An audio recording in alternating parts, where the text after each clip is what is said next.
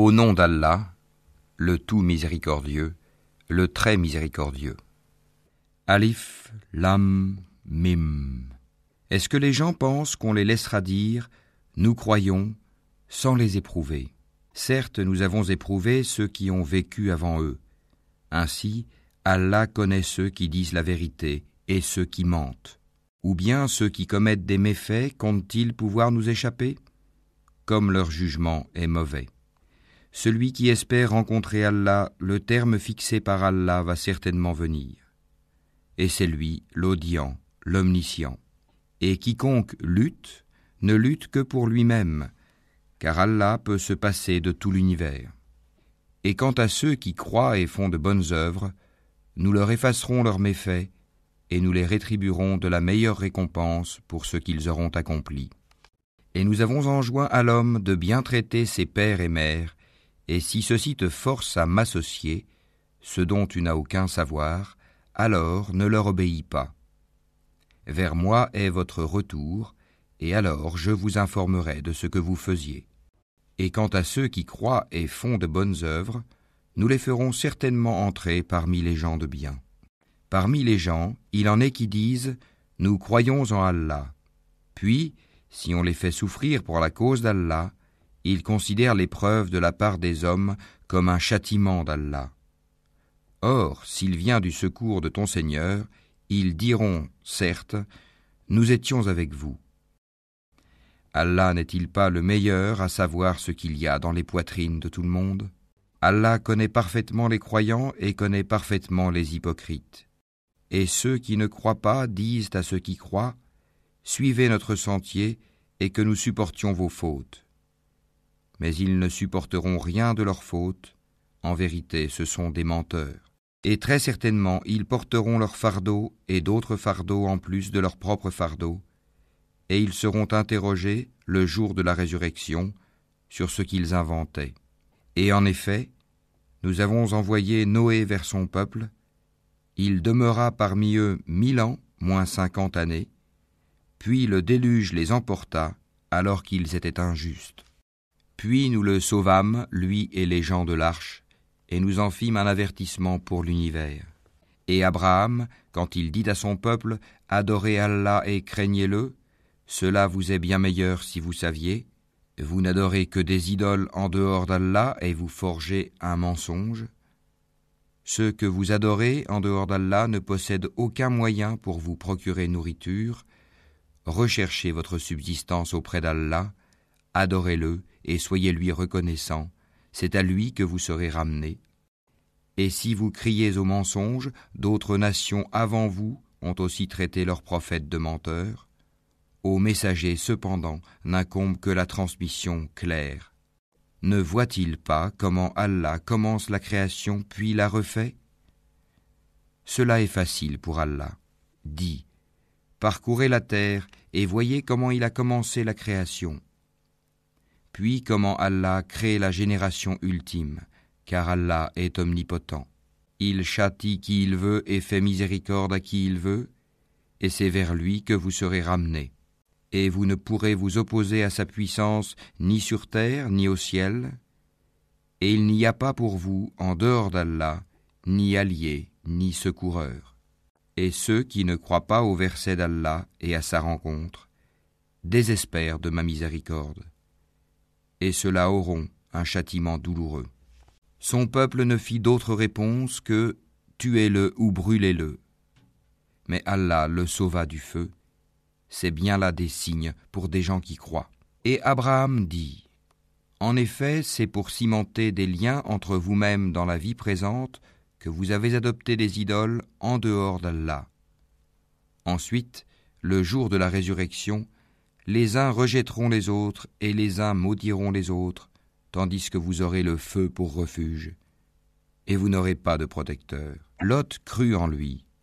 Il dit, « Moi, j'émigre vers mon Seigneur, car c'est lui le Tout-Puissant, le Sage. Nous lui donnâmes Isaac et Jacob, et plaçâmes dans sa descendance la prophétie et le livre. Nous lui accordâmes sa récompense ici-bas, tandis que dans l'au-delà, il sera parmi les gens de bien. Et Lot, quand il dit à son peuple, « vraiment vous commettez la turpitude où nul dans l'univers ne vous a précédé, aurez-vous commerce charnel avec des mâles, pratiquerez-vous le brigandage, commettrez-vous le blâmable dans votre assemblée? Mais son peuple ne fit d'autre réponse que « Fais que le châtiment d'Allah nous vienne si tu es du nombre des véridiques. » Il dit « Seigneur, donne-moi victoire sur ce peuple de corrupteurs. » Et quand nos anges apportèrent à Abraham la bonne annonce, ils dirent « Nous allons anéantir les habitants de cette cité, car ses habitants sont injustes. » Il dit « Mais Lot s'y trouve. » Ils dirent « Nous savons parfaitement qui y habite.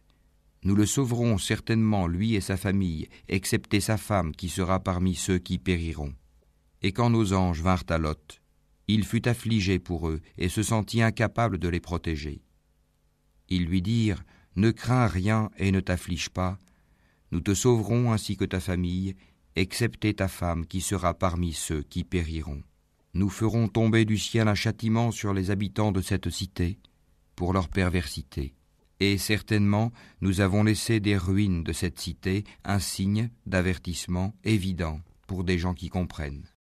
De même, aux Madian, nous envoyâmes leur frère Souaïb, qui leur dit « Ô mon peuple, adorez Allah et attendez-vous au jour dernier, et ne semez pas la corruption sur terre. » Mais ils le traitèrent de menteur. Le cataclysme les saisit, et au matin, ils gisaient sans vie dans leur demeure. De même, nous anéantîmes les Ahad et les Tamoud. Vous le voyez clairement à travers leurs habitations. Le diable, cependant, leur avait embelli leurs actions, au point de les repousser loin du sentier. Ils étaient pourtant invités à être clairvoyants.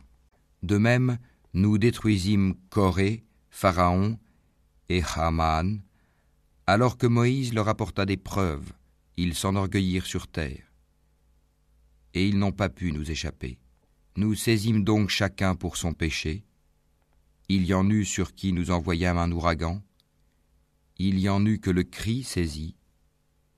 Il y en eut que nous fîmes engloutir par la terre. Et il y en eut que nous noyâmes. Cependant, Allah n'est pas tel à leur faire du tort, mais ils ont fait du tort à eux-mêmes. Ceux qui ont pris des protecteurs en dehors d'Allah ressemble à l'araignée qui s'est donné maison. Or la maison la plus fragile est celle de l'araignée. Si seulement ils savaient. Allah connaît toutes choses qu'ils invoquent en dehors de lui, et c'est lui le Tout-Puissant, le Sage. Telles sont les paraboles que nous citons aux gens, cependant seuls les savants les comprennent. C'est pour une juste raison qu'Allah a créé les cieux et la terre. Voilà bien là une preuve pour les croyants. Récite ce qui t'est révélé du livre et accomplis la salate. En vérité, la salate préserve de la turpitude et du blâmable. Le rappel d'Allah est certes ce qu'il y a de plus grand, et Allah sait ce que vous faites. Et ne discutez que de la meilleure façon avec les gens du livre, sauf ceux d'entre eux qui sont injustes. Et dites, nous croyons en ce qu'on a fait descendre vers nous et descendre vers vous, tandis que notre Dieu et votre Dieu est le même, et c'est à lui que nous nous soumettons. C'est ainsi que nous t'avons fait descendre le livre, le Coran. Ceux à qui nous avons donné le livre y croient, et parmi ceux-ci, il en est qui y croient. Seuls les mécréants renient nos versets. Et avant cela, tu ne récitais aucun livre et tu n'en écrivais aucun de ta main droite. Sinon, ceux qui nient la vérité auraient eu des doutes. Il consiste plutôt en des versets évidents, préservés dans les poitrines de ceux à qui le savoir a été donné. Et seuls les injustes renient nos versets. Et ils dirent, pourquoi n'a-t-on pas fait descendre sur lui des prodiges de la part de son Seigneur ? Dis, les prodiges sont auprès d'Allah, moi je ne suis qu'un avertisseur bien clair. Ne leur suffit-il donc point que nous ayons fait descendre sur toi le livre et qu'il leur soit récité ? Il y a assurément là une miséricorde et un rappel pour des gens qui croient. Dis, Allah suffit comme témoin entre moi et vous. Il sait ce qui est dans les cieux et la terre. Et quant à ceux qui croient au faux et ne croient pas en Allah, ceux-là seront les perdants. Et ils te demandent de hâter la venue du châtiment. S'il n'y avait pas eu un terme fixé, le châtiment leur serait certes venu, et assurément il leur viendra soudain, sans qu'ils en aient conscience. Ils te demandent de hâter la venue du châtiment, tandis que l'enfer cerne les mécréants de toutes parts. Le jour où le châtiment les enveloppera d'en haut et sous leurs pieds, il leur dira « Goûtez à ce que vous faisiez. Ô mes serviteurs qui avez cru, ma terre est bien vaste, adorez-moi donc. Toute âme goûtera la mort. Ensuite c'est vers nous que vous serez ramenés. Et quant à ceux qui croient et accomplissent de bonnes œuvres, nous les installerons certes à l'étage dans le paradis sous lequel coulent les ruisseaux, pour y demeurer éternellement. Quelle belle récompense que celle de ceux qui font le bien, qui endurent et placent leur confiance en leur Seigneur. Que de bêtes ne se chargent point de leur propre nourriture. C'est Allah qui les nourrit ainsi que vous, et c'est lui l'audient, l'omniscient. Si tu leur demandes qui a créé les cieux et la terre et assujetti le soleil et la lune, ils diront très certainement Allah.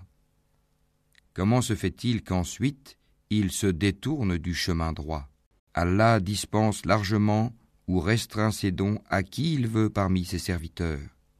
Certes, Allah est omniscient. Si tu leur demandes qui a fait descendre du ciel une eau avec laquelle il fit revivre la terre après sa mort, ils diront très certainement Allah. Dis, louange à Allah, mais la plupart d'entre eux ne raisonnent pas. Cette vie d'ici-bas n'est qu'amusement et jeu. La demeure de l'au-delà est assurément la vraie vie, s'ils savaient. Quand ils montent en bateau, ils invoquent Allah, lui vouant exclusivement leur culte. Une fois qu'il les a sauvés des dangers de la mer en les ramenant sur la terre ferme, voilà qu'ils lui donnent des associés, qu'ils nient ce que nous leur avons donné et jouissent des biens de ce monde. Ils sauront bientôt. Ne voient-ils pas que vraiment nous avons fait un sanctuaire sur la Mecque, alors que tout autour d'eux on enlève les gens? Croiront-ils donc au faux et nieront-ils les bienfaits d'Allah? Et quel pire injuste que celui qui invente un mensonge contre Allah ou qui dément la vérité quand elle lui parvient. N'est-ce pas dans l'enfer une demeure pour les mécréants? Et quant à ceux qui luttent pour notre cause, nous les guiderons certes sur nos sentiers. Allah est en vérité avec les bienfaisants.